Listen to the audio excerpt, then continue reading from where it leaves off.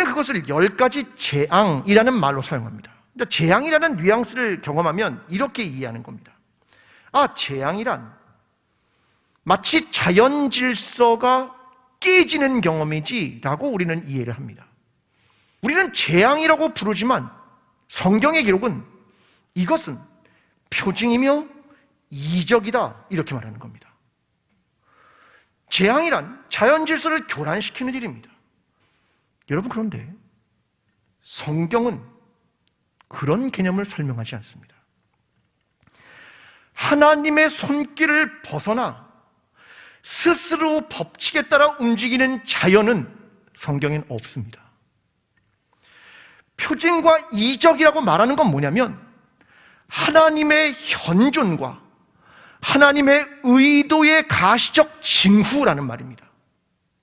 그러니까 성경에는 자연과 초자연이라는 개념이 나누어지지 않습니다.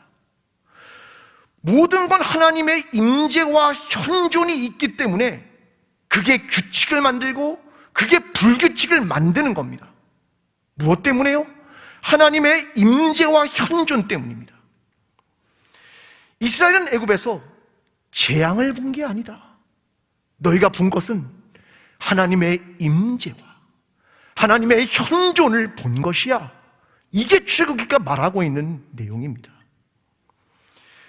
오늘 우리의 삶과 어려운 상황 속에서 우리가 기대하는 건 뭡니까? 하나님의 임재와 하나님의 현존 아닙니까? 여러분, 오늘 예배에 오셔서 무엇을 기대하시는 겁니까? 하나님의 임재와 하나님의 현존을 기대하시는 것 아닙니까? 우리의 일상에서 기대하는 게 뭡니까? 하나님의 임재와 하나님의 현존을 기대하는 겁니다. 내가 내 절망적인 상황과 내 고통스러운 상황에서 우리가 기대하는 것은 하나님의 임재와 하나님의 현존입니다. 여러분, 이것은 히브리인들의 공동의 체험이었습니다. 하나님은 우리를 죽음에서 구원하신다, 죽음에서 건지신다, 죽음으로부터 부활케 한다, 이것을 공동으로 체험하게 된 겁니다. 누였고 이름도 없던 히브리 사람들을 하나님의 백성 공동체가 되게 했다. 이것이 그들의 뿌리 체험이고 대전환 사건이었다는 겁니다. 그래서 이게 그렇게도 중요한 사건이라는 겁니다. 여러분, 그들은 새로운 존재가 되었다.